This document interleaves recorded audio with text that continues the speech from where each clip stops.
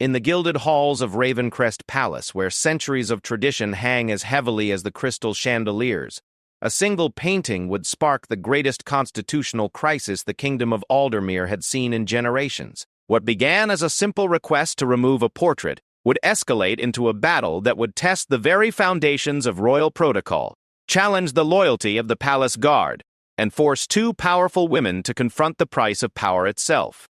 When Queen Regent Isabel demanded the removal of Princess Elena's official portrait from the Great Gallery, she expected immediate compliance. After all, she held the throne.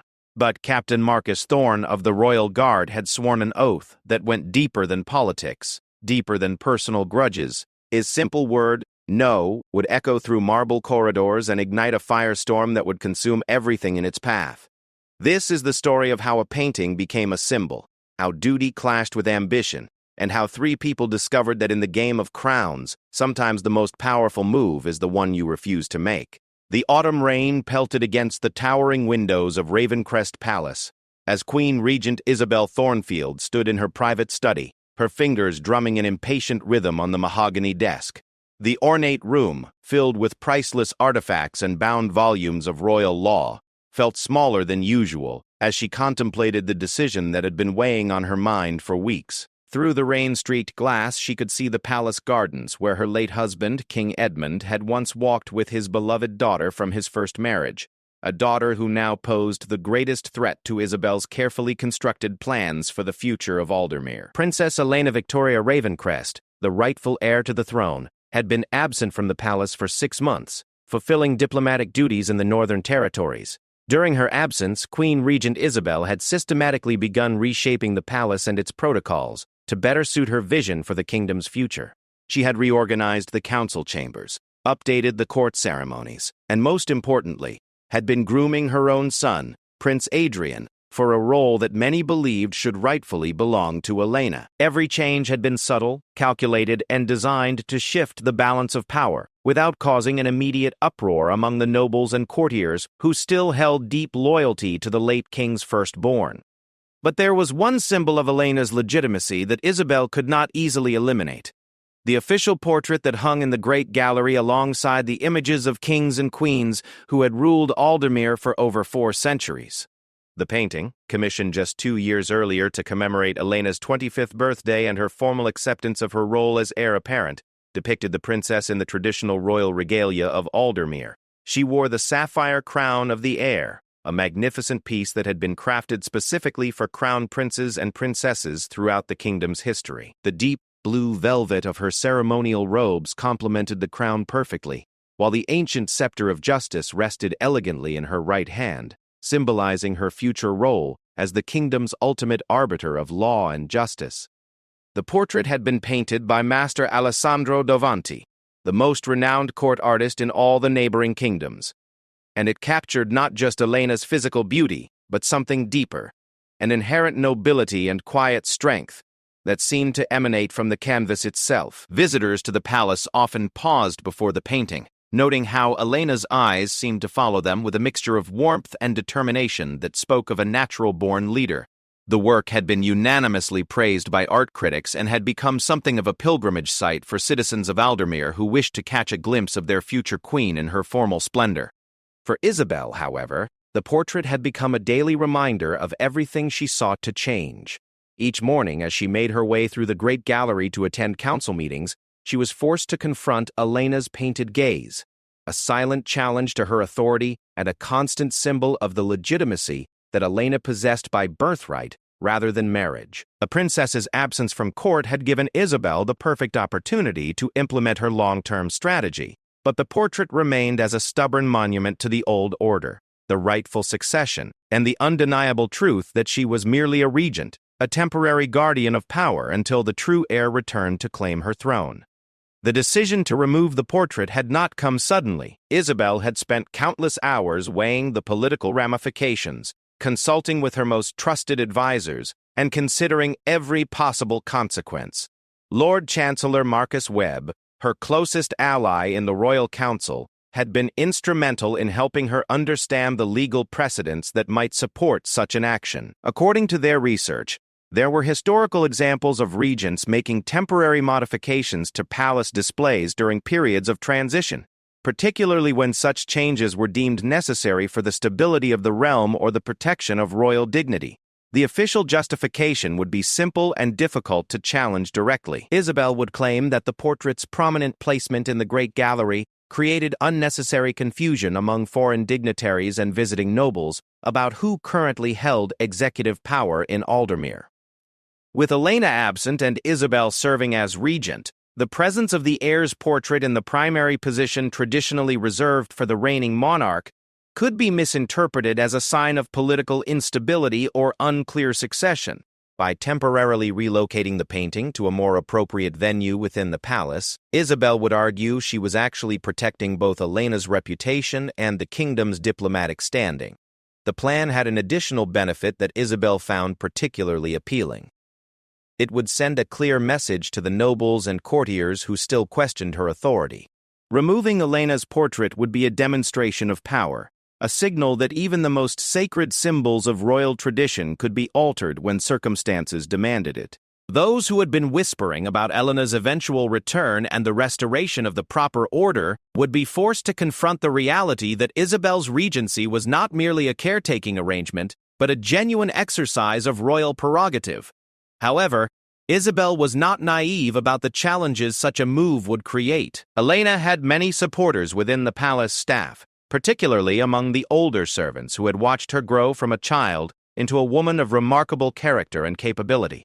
The royal guard, in particular, had always shown special loyalty to the princess, viewing her as the embodiment of the noble traditions they had sworn to protect. Captain Marcus Thorne, the head of the palace guard, had served under King Edmund for over 15 years and had been personally chosen by the late king to oversee Elena's security detail during her formative years. His loyalty to the royal bloodline was legendary, and Isabel knew that any action that could be perceived as disrespectful to Elena's position would be met with resistance from him and his men.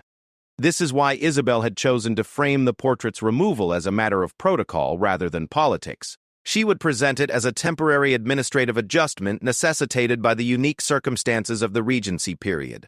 The painting would not be destroyed or damaged. It would simply be relocated to Elena's private chambers, or perhaps to the smaller portrait salon, where it could still be viewed by those with legitimate interest in royal history. This approach would make it difficult for Captain Thorne or anyone else to frame their objection as anything other than insubordination or an unwillingness to respect the regent's legitimate authority.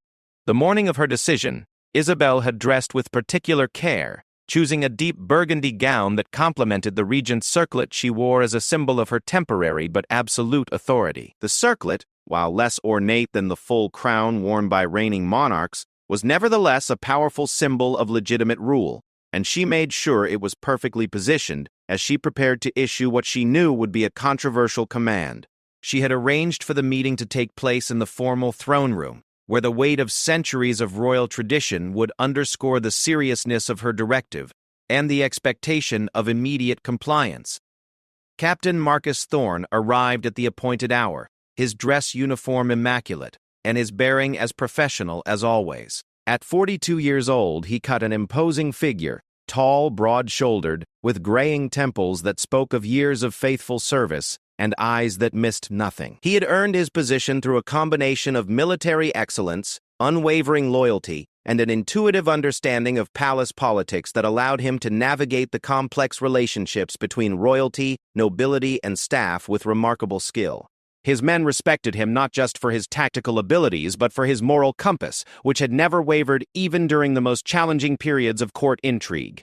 As he stood before the throne, Thorne embodied everything Isabel both admired and feared about the old guard of palace loyalists. His dedication was absolute, but it was dedicated to principles and people, rather than to political convenience. When he had sworn his oath of service to King Edmund, it had been more than a professional commitment. It had been a sacred vow that encompassed protection of the crown, preservation of the royal bloodline, and maintenance of the traditions that gave legitimacy to the entire monarchical system. This made him incredibly valuable as an ally, but potentially dangerous as an opponent.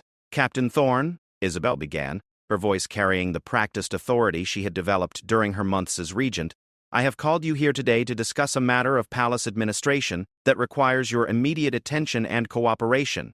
She paused, allowing the formal setting and the gravity of her tone to establish the proper atmosphere for what she was about to request. As you know, the ongoing regency period has created certain challenges in terms of protocol and the proper representation of royal authority to both our domestic nobility and our foreign visitors.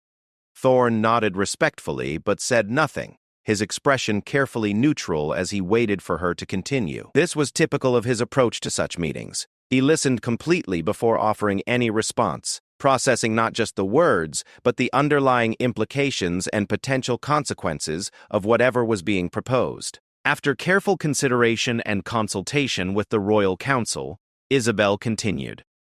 I have determined that certain adjustments to the palace displays are necessary to avoid confusion about the current structure of royal authority. Specifically, I believe it would be appropriate to temporarily relocate Princess Elena's official portrait from its current position in the Great Gallery to a more suitable location within the private royal quarters. The words hung in the air between them like a challenge. Isabel watched Thorne's face carefully, looking for any sign of his internal reaction to the request. For a long moment, the captain remained silent, his eyes fixed on a point just over the Queen's shoulder as he processed what she had said and considered his response. Oh, when he finally spoke, his voice was measured and respectful, but there was an undercurrent of something that Isabel could not quite identify. Your Majesty, he said slowly, I want to ensure that I understand correctly. You are requesting that Princess Elena's official portrait be removed from the Great Gallery and relocated to the private quarters?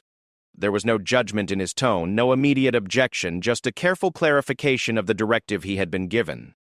That is correct, Captain, Isabel replied, maintaining her authoritative posture while internally preparing for whatever objection might come next. This is a temporary administrative measure designed to clarify the current governmental structure for our various guests and visitors. The portrait will be treated with the utmost respect and care during the relocation process. Thorne was quiet for another moment, and when he spoke again, there was something in his voice that Isabel had never heard before. A quiet firmness that seemed to come from somewhere deeper than professional duty. Your Majesty, I must respectfully inform you that I cannot comply with that request. The words fell between them like a thunderclap, shattering the careful formality of the moment and creating a tension that seemed to fill the vast throne room. Isabel felt her carefully constructed composure waver as she processed what she had just heard. In all her months as regent, in all her years of navigating palace politics as queen consort, she had never been so directly and simply refused by a member of the palace staff. I beg your pardon, Captain, she said, her voice rising slightly despite her efforts to maintain control. Did you just refuse a direct command from your regent?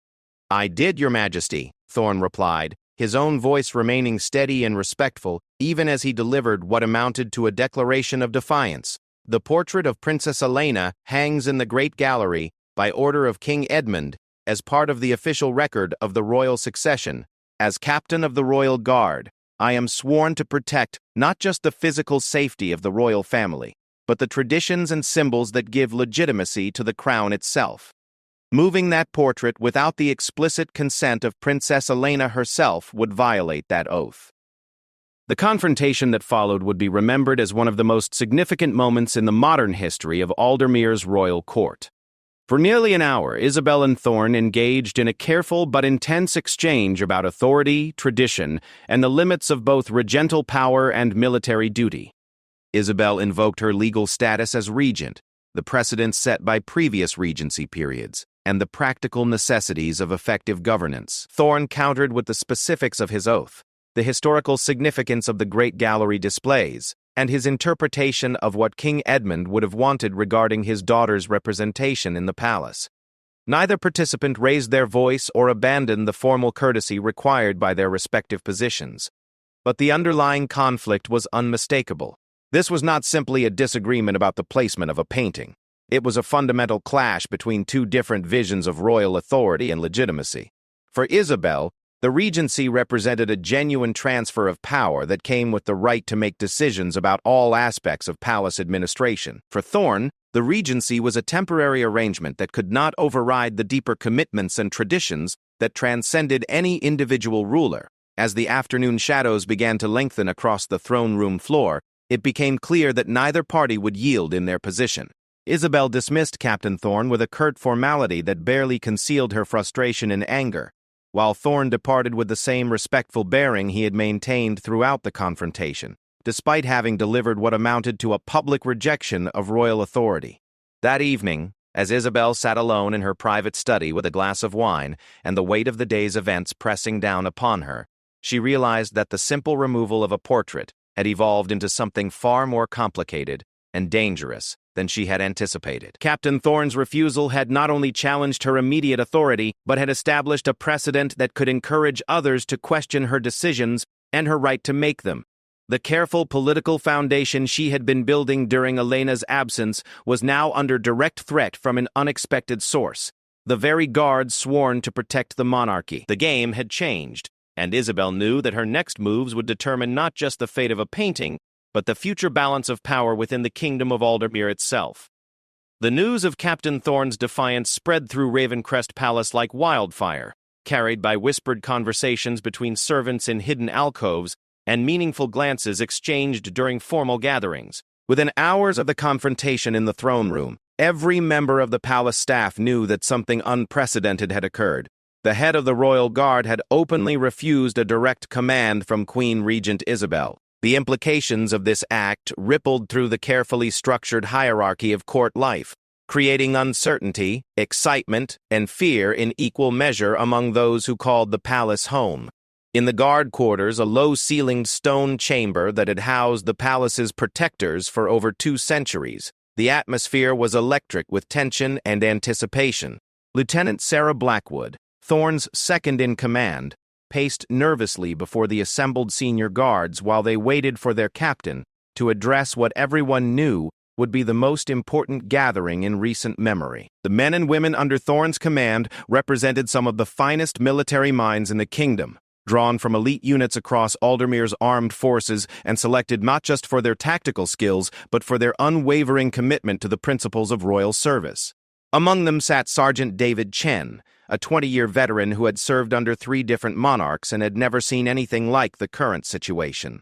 His weathered hands, scarred from countless training exercises and 2 border conflicts, gripped his ceremonial helmet as he contemplated what Thorne's actions might mean for all of them. Beside him, Corporal Maria Santos, the youngest member of the senior staff at 28, struggled to contain her own anxiety about the potential consequences of their captain's decision. She had worked for years to earn her position in the Royal Guard, overcoming significant prejudice as one of the first women to achieve a senior rank in the organization, and the thought of losing everything due to political upheaval filled her with dread. When Captain Thorne finally entered the room, his bearing was as composed and authoritative as ever, but those who knew him well could detect the weight of responsibility that had settled on his shoulders since the morning's confrontation. He had spent the afternoon in his private office, carefully reviewing the documents that defined his oath of service and researching the historical precedents for the situation he now faced. The Royal Guard's charter, established during the reign of King Malcolm the Just nearly 3 centuries earlier,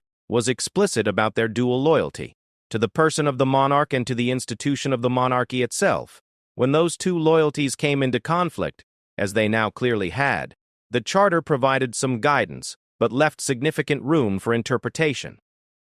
"Ladies and gentlemen," Thorne began, his voice carrying the authority that had made him one of the most respected military leaders in the kingdom, "I'm sure you've all heard various accounts of today's events. I want to address the situation directly and honestly, because each of you deserves to understand exactly where we stand and what challenges we may face in the coming days." He moved to stand before the detailed map of the palace that dominated one wall of the chamber, a tactical display that showed every entrance, corridor, and defensive position that the guard was responsible for protecting. The map was a reminder of their primary duty, the physical security of the royal family and the preservation of the monarchy as an institution, and it served as a focal point for the discussion that would follow. "This morning, Queen Regent Isabel ordered me to remove Princess Elena's official portrait from the Great Gallery," Thorne continued, his voice steady despite the gravity of what he was revealing. I refuse that order, and I want each of you to understand why I made that decision and what it means for all of us going forward. The room was absolutely silent as the guards absorbed the confirmation of what they had only heard through palace gossip.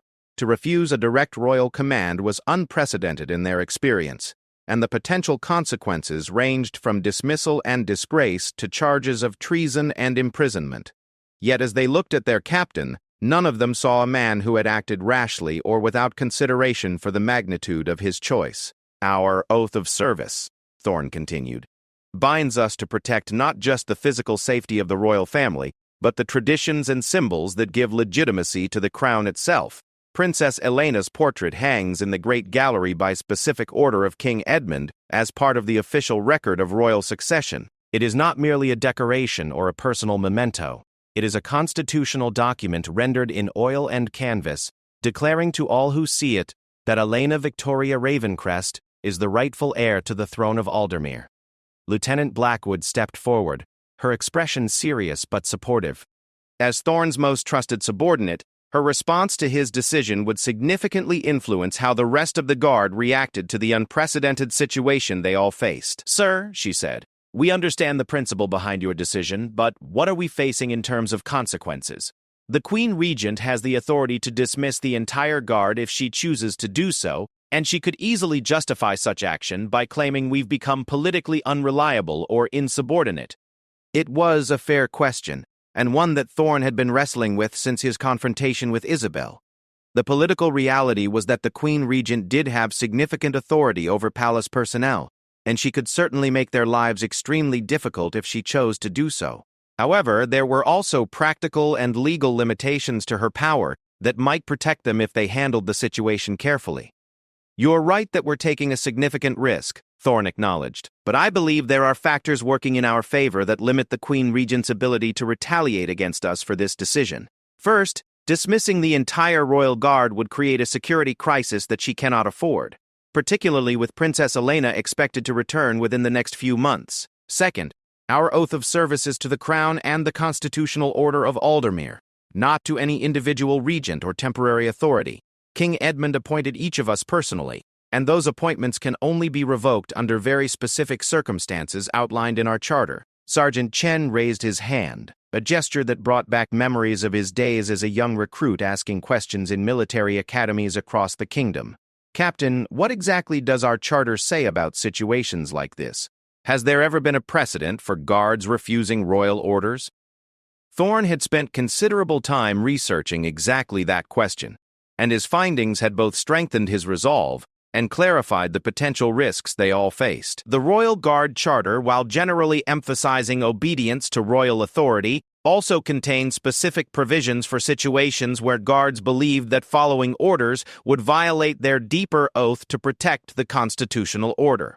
There had been 3 historical instances where guards had invoked these provisions, with mixed results for those involved.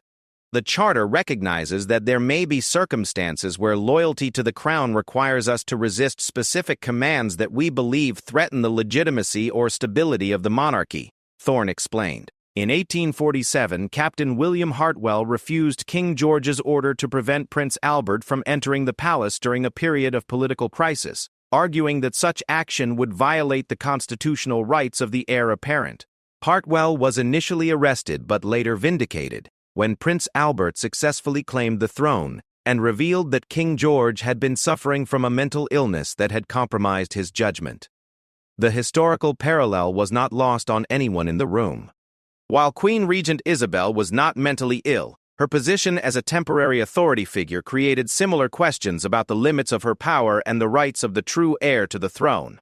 Corporal Santos, who had been listening intently to the discussion, spoke up with a question that got to the heart of their personal dilemma. Sir, what you're saying makes sense from a constitutional perspective, but what about our families?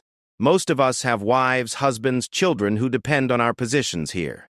If we're all dismissed or arrested, what happens to them? It was a sobering reminder that their decision would affect more than just their own careers and reputations. The Royal Guard positions were among the most prestigious and well-compensated in the kingdom's military, and losing them would create genuine hardship for many of the guard families.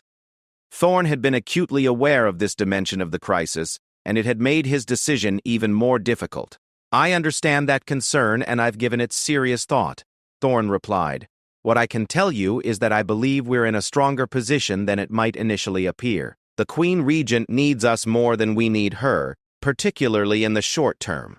Replacing the entire royal guard would take months, and it would send a signal of instability that could be extremely damaging to her regency. She's also aware that Princess Elena has strong support among the nobility and the general population, and she can't afford to be seen as acting vindictively against those who show loyalty to the rightful heir."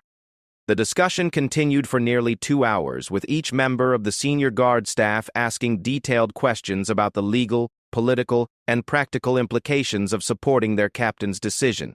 Some expressed concerns about the precedent they would be setting, while others worried about the potential for escalation if Queen Regent Isabel decided to test their resolve.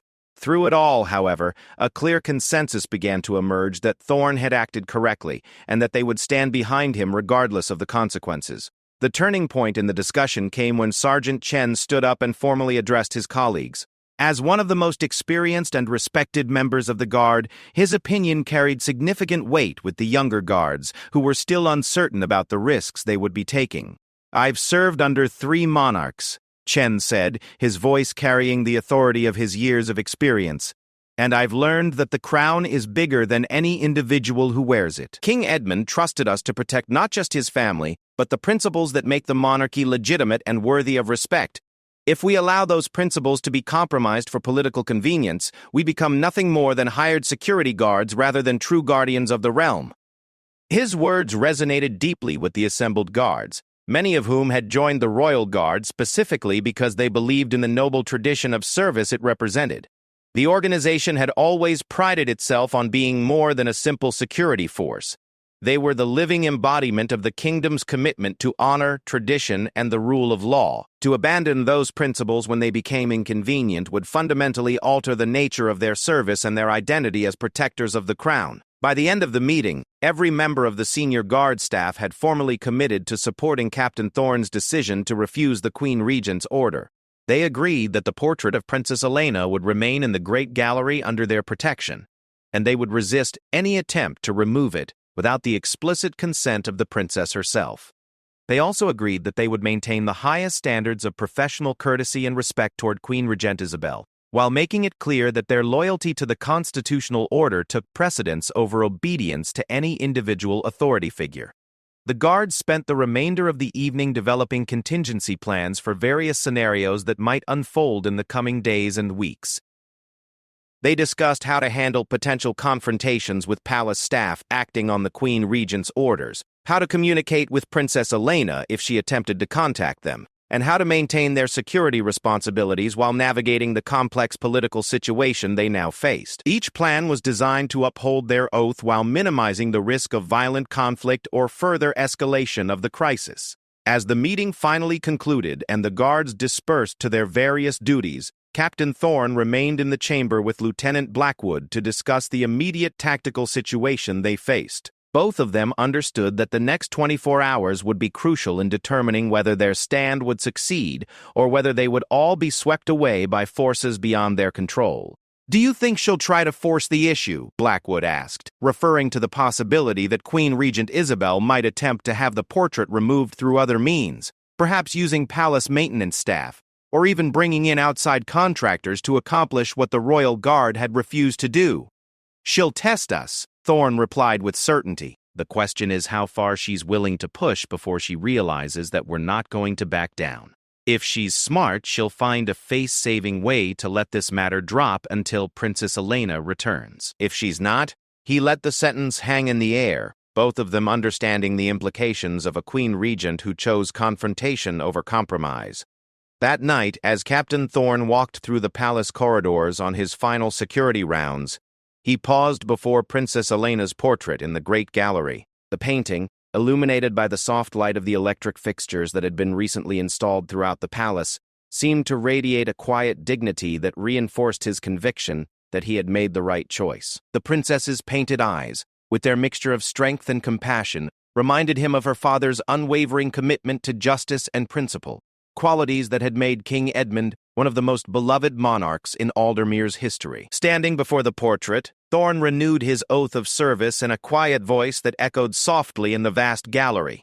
He pledged to protect not just the physical safety of the royal family, but the principles and traditions that made the monarchy worthy of the people's loyalty and respect. Whatever challenges lay ahead, he was prepared to face them with the same courage and integrity that had guided him throughout his years of service to the crown. The portrait of Princess Elena would remain exactly where King Edmund had ordered it to be placed, and Captain Marcus Thorne would stand guard over it for as long as duty and honor required.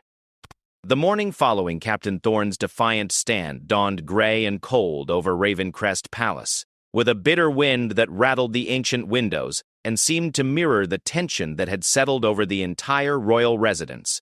In the servants' quarters, kitchen staff whispered anxiously as they prepared the morning meal, while chambermaids exchanged meaningful glances as they went about their duties. Word of the confrontation between the Queen Regent and the head of the royal guard had reached every corner of the palace, and the implications of this unprecedented crisis were being debated in hushed tones wherever palace staff gathered. Queen Regent Isabel had spent a sleepless night in her private chambers, alternating between fury at Captain Thorne's insubordination and careful calculation of her next moves.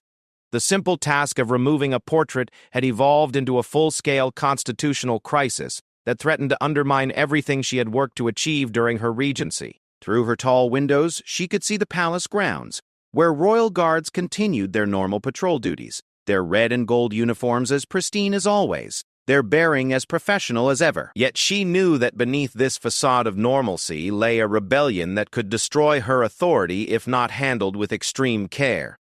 Lord Chancellor Marcus Webb arrived for their private breakfast meeting, with an expression that immediately told Isabel that the news from his overnight consultations with legal scholars and court historians was not encouraging. Webb, a thin man in his 60s with silver hair and penetrating blue eyes, had served as her most trusted advisor throughout the Regency period. His encyclopedic knowledge of royal law and palace protocol had been instrumental in legitimizing many of the changes Isabel had implemented. But the current situation presented challenges that went far beyond normal administrative adjustments. "Your Majesty," Webb began as he settled into his chair across from her at the small breakfast table, "I've spent the entire night reviewing the relevant statutes and historical precedents regarding the authority of regents over royal guard personnel. I'm afraid the situation is more complicated than we initially hoped." Isabel set down her teacup with deliberate control, though her hands trembled slightly with suppressed anger and anxiety. "Explain." Webb opened the leather portfolio he had brought with him, and withdrew several documents that he spread across the table between them.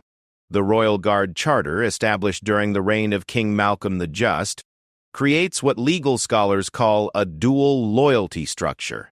While the guards serve at the pleasure of the monarch, their primary oath is to the crown as an institution rather than to any individual ruler.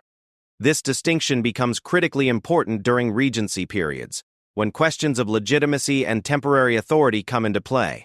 The explanation confirmed Isabel's worst fears about the legal foundation of Thorne's defiance. She had hoped that Webb's research would provide clear precedents for dismissing insubordinate guards or compelling their obedience to regental authority. Instead, it appeared that the captain's refusal might actually be protected by the very documents that established royal authority in the first place. "Are you telling me that I have no recourse against this insubordination?"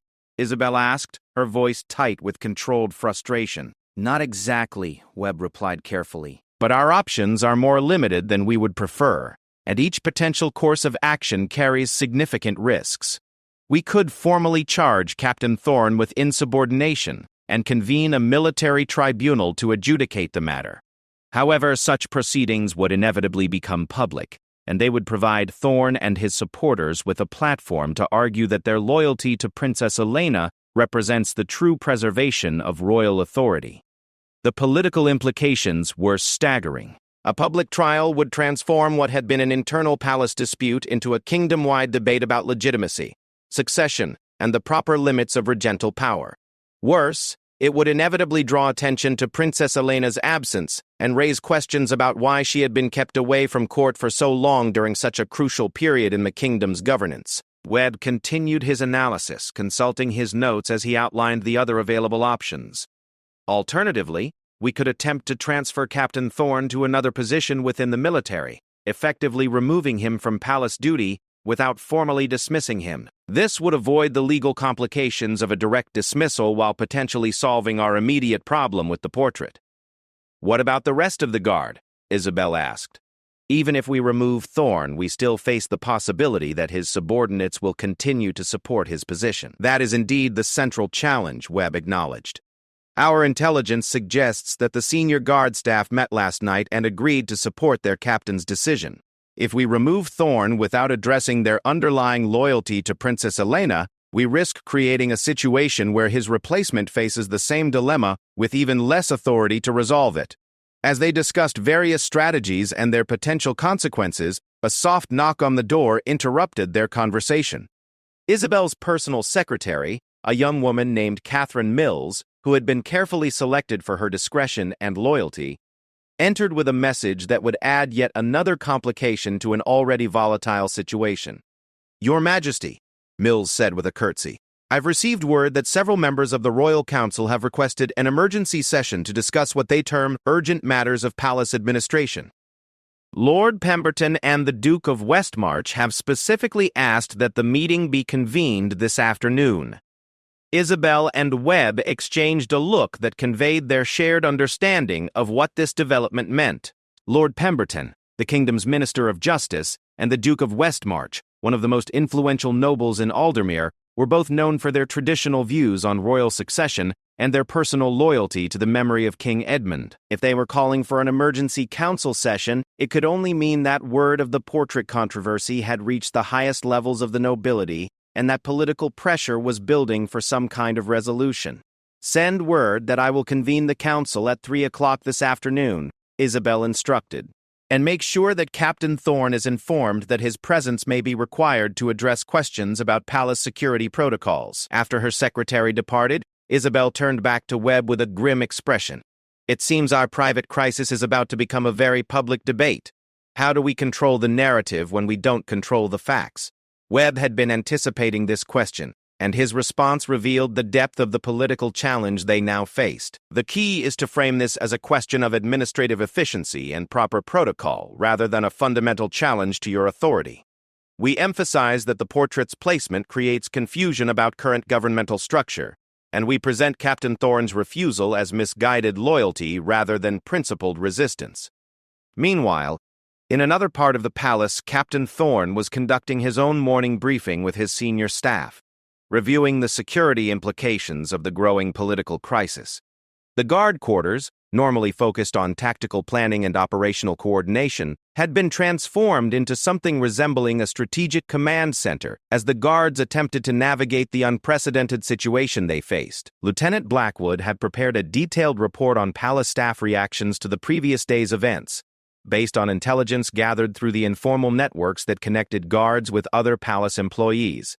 Her findings painted a picture of a household deeply divided along lines of personal loyalty, political conviction, and practical self-interest. "The kitchen staff are largely sympathetic to our position," Blackwood reported.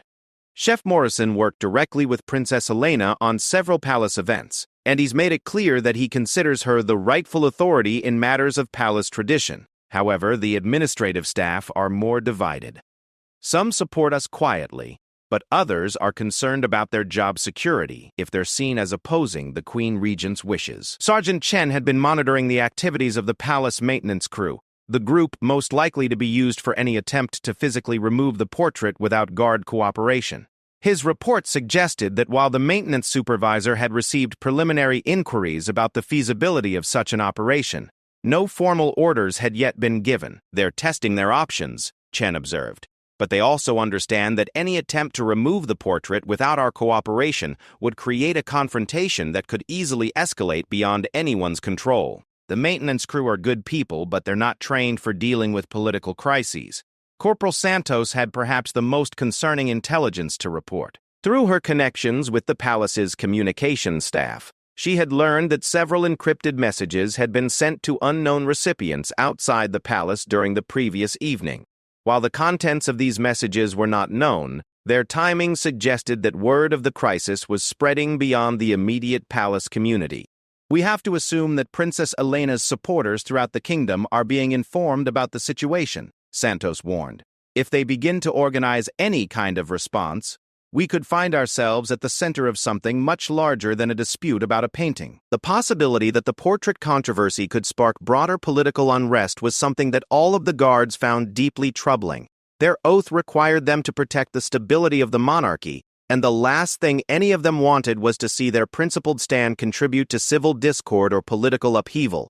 Yet they also recognized that backing down now would establish a precedent that could fatally undermine the constitutional principles they had sworn to protect. As the morning progressed, subtle signs of the palace's division became increasingly apparent to anyone paying attention.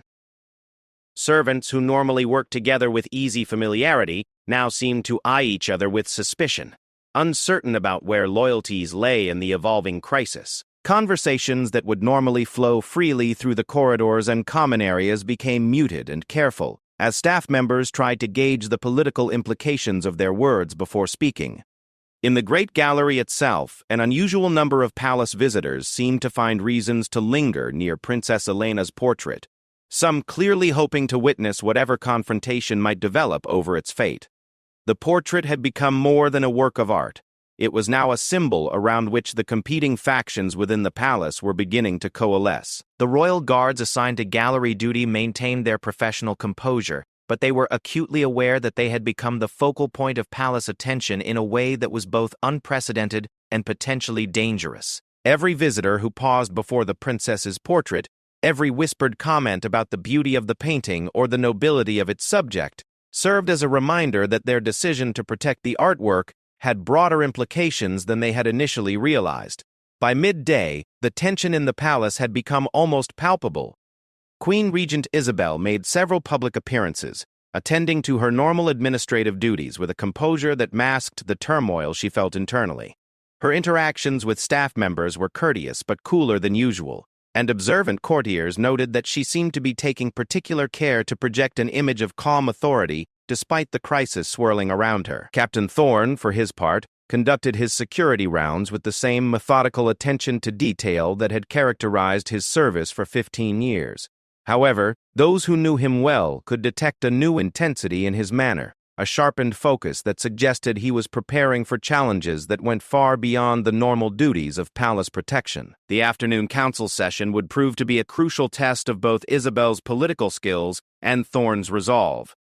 With the kingdom's most powerful nobles demanding answers about the palace crisis, and with the broader implications of the succession question hanging over every aspect of the discussion, the outcome of the meeting could determine whether the portrait controversy remained a manageable internal dispute or evolved into something that threatened the stability of the entire regency. As 3 o'clock approached, representatives of both sides in the growing conflict prepared for what everyone understood would be a pivotal moment in the unfolding drama. The portrait of Princess Elena continued to hang in its place of honor in the Great Gallery, its painted eyes seeming to watch over the palace that her father had ruled with such wisdom and integrity. Whether it would remain there or be removed would depend on the courage, principles, and political skills of those who claimed to serve the crown in her absence. The kingdom of Aldermere stood at a crossroads, and the next few hours would determine which path its future would take.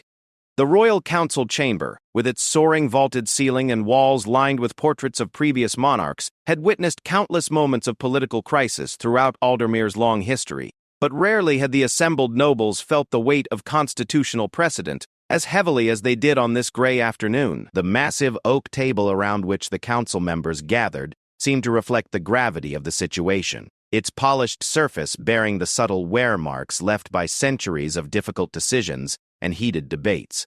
Queen Regent Isabel entered the chamber precisely at 3 o'clock, her burgundy gown replaced by the formal black and gold regalia that emphasized her temporary but legitimate authority. The regent's circlet caught the light from the tall windows as she took her seat at the head of the table, her expression carefully composed to project confidence despite the political storm that had engulfed the palace. Around the table, 12 of the most powerful nobles in Aldermere watched her, with expressions that ranged from concern to barely concealed hostility. Lord Pemberton, the Minister of Justice, was a man whose reputation for fairness and legal scholarship had made him one of the most respected figures in the kingdom. His weathered face, marked by years of careful deliberation over complex legal matters, showed the strain of the constitutional crisis they now faced. Beside him sat the Duke of Westmarch, whose vast estates and ancient lineage gave him enormous influence among the traditional nobility.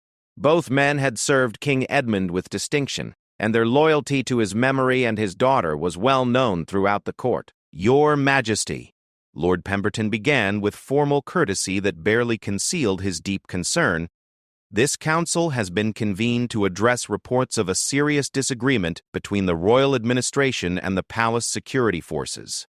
We understand that Captain Thorne has refused a direct order regarding the relocation of Princess Elena's official portrait, and we seek clarification about the legal and political implications of this unprecedented situation." The careful language of Pemberton's opening statement revealed the delicate position in which the council found itself. As nobles sworn to support the monarchy, they could not openly challenge Isabel's authority as regent. Yet, as guardians of the constitutional order, they could not ignore what appeared to be a fundamental disagreement about the limits of regental power and the rights of the heir apparent. Isabel had spent the hours since her breakfast meeting with Lord Chancellor Webb, carefully preparing for this moment. Her response would need to balance assertive leadership with respect for the council's legitimate concerns, while positioning her actions as necessary for the stability of the realm rather than personal political maneuvering. "My lords," she replied with dignity, "the situation you reference stems from a necessary administrative adjustment that has been misinterpreted by Captain Thorne as something more significant than it actually represents. During Princess Elena's extended absence on diplomatic mission, the placement of her portrait in the position traditionally reserved for the reigning monarch has created confusion among visiting dignitaries about the current structure of royal authority in Aldermere." The Duke of Westmarch leaned forward, his silver beard and piercing gray eyes giving him the appearance of a man accustomed to cutting through political rhetoric to reach essential truths. "Your Majesty, with respect, the position of Princess Elena's portrait was specifically chosen by King Edmund to reflect her status as heir apparent. Are you suggesting that His late Majesty's decision was inappropriate, or that circumstances have changed sufficiently to warrant overriding his explicit wishes?" The question struck at the heart of Isabel's dilemma. Any criticism of King Edmund's decision would be politically disastrous, yet defending it would undermine her justification for seeking to change it. She chose her words carefully, attempting to navigate between these competing dangers. "I would never presume to question King Edmund's wisdom," Isabel responded. "However, circumstances have indeed changed significantly since the portrait was installed. The extended regency period has created unique challenges that require temporary adjustments to ensure proper representation of current governmental authority. The portrait would be relocated to an equally honored position within the royal quarters, not removed or damaged in any way." Lord Pemberton consulted the documents he had brought to the meeting before asking his next question. "Your Majesty, Captain Thorne has indicated that his refusal is based on his interpretation of the Royal Guard Charter and his oath of service. Have you reviewed these documents to determine whether his position has any legal foundation?" The question forced Isabel to address the constitutional issues that Webb's research had revealed, despite her preference to frame the matter as a simple administrative dispute.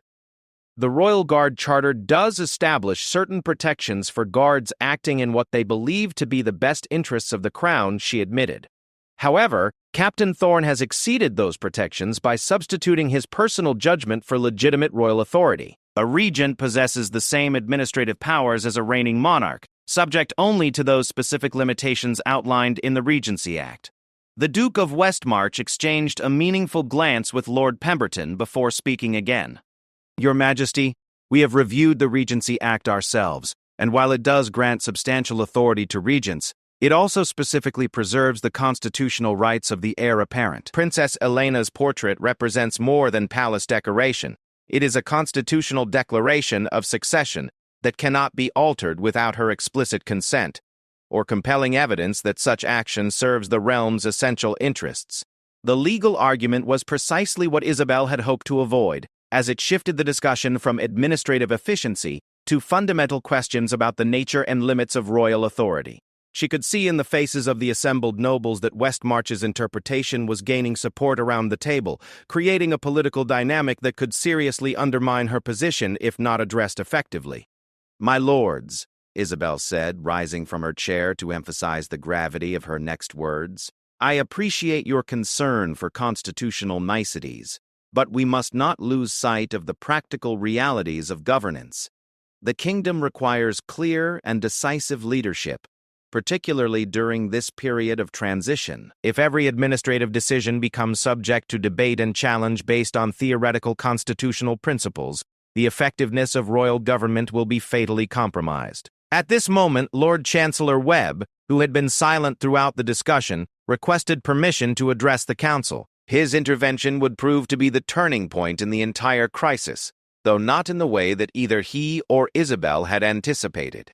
"Your Majesty, my lords," Webb began with the measured tone that had made him one of the kingdom's most respected legal scholars, "I believe there is an aspect of this situation that we have not yet fully considered. Our focus has been on the immediate question of the portrait's placement, but the broader issue is the relationship between temporary authority and permanent constitutional principles." Webb moved to stand beside a large map of the kingdom that hung on the chamber wall, using it as a visual aid for the argument he was about to present.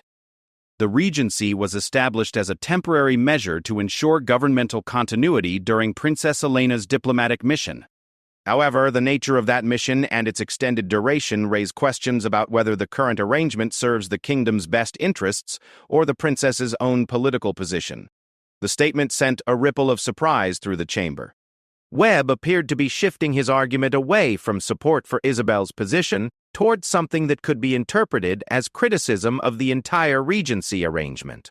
"Furthermore," Webb continued, "the dispute over the portrait has revealed a fundamental problem with extended regencies. They inevitably create competing centers of authority and loyalty that can undermine the very stability they are meant to preserve. Captain Thorne's refusal, however principled, demonstrates that the current arrangement has become politically unsustainable." Lord Pemberton studied Webb carefully before asking, "Lord Chancellor, are you suggesting that the regency itself should be reconsidered?" "I am suggesting," Webb replied with precision, "that the council should consider sending word to Princess Elena that her immediate return to court would serve both the kingdom's interests and her own. The constitutional crisis we now face cannot be resolved through administrative adjustments or legal interpretations. It requires the presence and direct authority of the heir apparent herself." The suggestion transformed the entire nature of the council discussion. Rather than debating the relative merits of Isabel's authority versus Thorne's interpretation of his duty, they were now considering whether the time had come to end the regency arrangement altogether by recalling Princess Elena from her diplomatic mission. The Duke of Westmarch was the first to voice support for Webb's proposal. "Lord Chancellor Webb raises an excellent point. Princess Elena's extended absence was justified by the importance of her diplomatic work in the Northern Territories, but the kingdom's internal stability must take precedence over foreign relations. If her presence is required to resolve this constitutional crisis, then she should be recalled immediately." Around the table, other nobles began to nod in agreement with this assessment. The portrait controversy had revealed deeper problems with the regency arrangement that could not be solved through compromise or legal maneuvering. Only the return of the rightful heir could restore the clear lines of authority that the monarchy required to function effectively. For Isabel, this development represented both a political defeat and a strategic opportunity. While the council's decision would end her regency earlier than she had planned, it would also provide a face-saving resolution to the immediate crisis, while positioning her as someone who had acted in the kingdom's best interests throughout the difficult transition period. "If the council believes that Princess Elena's return would best serve the realm," Isabel said with dignity, "then I will personally draft the message requesting her immediate return to court. The welfare of Aldermere must always take precedence over personal considerations or political convenience." The council voted unanimously to recall Princess Elena, with the understanding that she would resume her full responsibilities as heir apparent upon her return, and that the regency would be formally concluded. The portrait would remain in its current position in the Great Gallery, serving as a symbol of constitutional continuity and the strength of the monarchical system.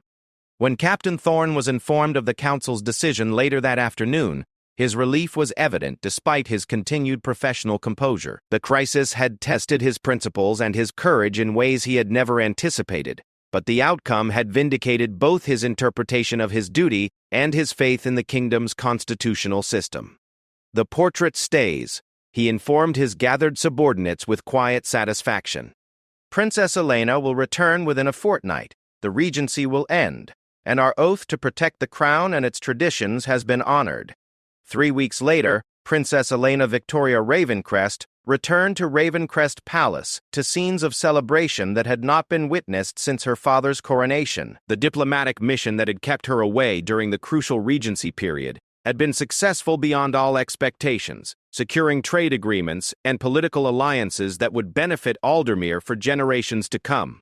On her first morning back in the palace, Elena made a point of visiting the Great Gallery to view her portrait, which had become famous throughout the kingdom as the artwork that had sparked a constitutional crisis. Standing before the painting that bore her image, she reflected on the events that had transpired in her absence and the courage shown by those who had protected not just her portrait, but the principles it represented. Captain Thorne, standing at attention nearby, received a personal commendation from the princess for his steadfast loyalty and his willingness to risk everything in defense of constitutional tradition. Queen Regent Isabel, for her part, was thanked graciously for her service during a difficult period and was granted a position of honor in the new royal household, though her dreams of extending her political influence had been permanently curtailed. The portrait remained exactly where King Edmund had ordered it to be placed, its painted eyes continuing to watch over the Great Gallery with the same quiet dignity that had inspired a palace guard to risk everything in its defense.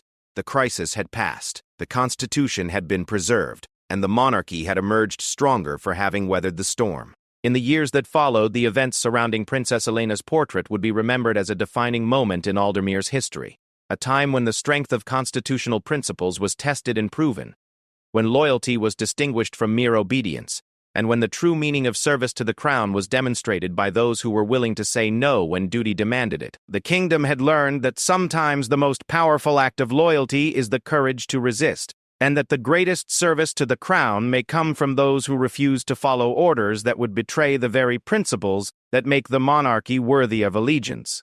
The portrait that had divided a palace had ultimately united a kingdom around the enduring values that would guide Aldermere into a prosperous and principled future.